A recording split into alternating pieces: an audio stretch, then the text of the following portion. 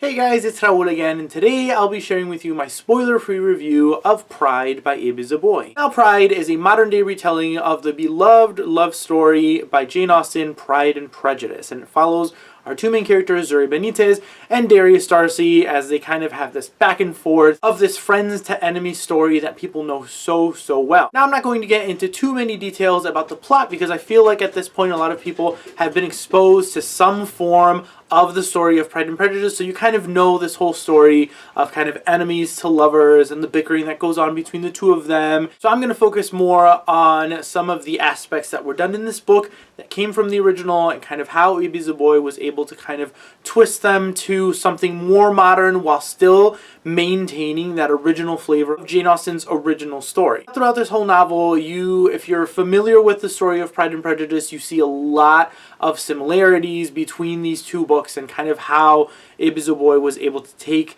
those elements and twist them into something wonderful and modern. You still have the Benitez family now, who would technically be the Bennett family. You have all the sisters and everything, and they're all kind of sort of falling in love. So you have that aspect of the story, Zuri's older sister falling for one of the other Darcy brothers, and then you have the younger sisters who are kind of falling for other people in the neighborhood that kind of mimic some of the original characters of the original story of Pride and Prejudice. You have a version of Mr. Collins, you have a version of Mr. Bingley and Mr. Wickham, which is really nice to kind of see these representations in like this modern time. I thought it was absolutely wonderful to see them. You also have a representation or a character that is like Lady Catherine de Bow, which is just absolutely wonderful. I love how Ibi Zobi was able to take a lot of the characters from the original and place them into this modern setting while still feeling unique, but it's still so much fun to kind of see these characters kind of showing up in this modern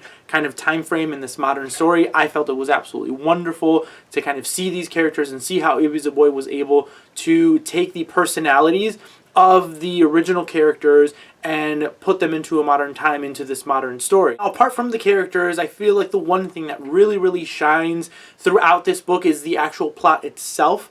A lot of the kind of main concepts and main things from the original about marriage and trying to find marriage and, you know, making sure that the Bennett sisters are all well married off and everything are not present in this one at all because it is more modern, so marriage isn't really a big part of this. This story is focusing more on culture and race and gentrification, which are absolutely wonderful that Ibi Zobi was able to take what is now an important topic and weave it into kind of this very familiar package, which I absolutely ended up loving. I loved that he touched upon a lot of these things, not only, you know, experiencing racism and kind of how other people see, you know, them as people of color, but having people within the same culture, how they see each other was just another absolutely wonderful topic to kind of read about and experience. I thought this was absolutely brilliantly done, at least plot-wise.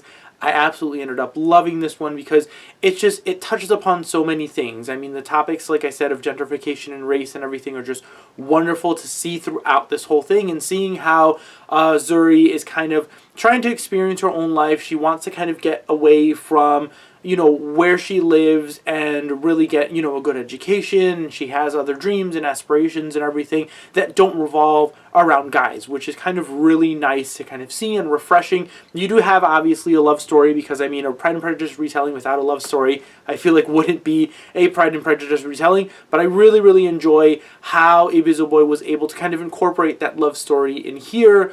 She did incorporate a lot of poetry and slam poetry and everything, which I really enjoyed, kind of those aspects where Zuri is a writer and she's kind of trying to share her writing and her poetry outside of just like her own little confined world. I really enjoyed that aspect of it, and I love that that was kind of what brought these two characters of Darius and Zuri kind of together, was through this poetry that they kind of ended up falling for, and I really ended up loving this book so much. I mean, if you guys are fans of Pride and Prejudice at all, if you guys are familiar with the story, I feel like this is a wonderful retelling. I usually don't read a lot of retellings, But this was just an absolutely brilliantly done retelling, just because it takes a lot of the familiar aspects of Pride and Prejudice, repackages them into this modern story that gives us topics that are relevant and important to today's society. And I loved it. I absolutely loved it. I had a blast listening to this on audiobook. It was narrated by Elizabeth Acevedo, who wrote The Poet X, which was my favorite book of last year. And this is definitely a contender for my favorite book of this year, because I adored this book so much. And I highly, highly recommend it. Like I said, if you guys have read Pride and Prejudice or are familiar with it, this is a wonderful, wonderful story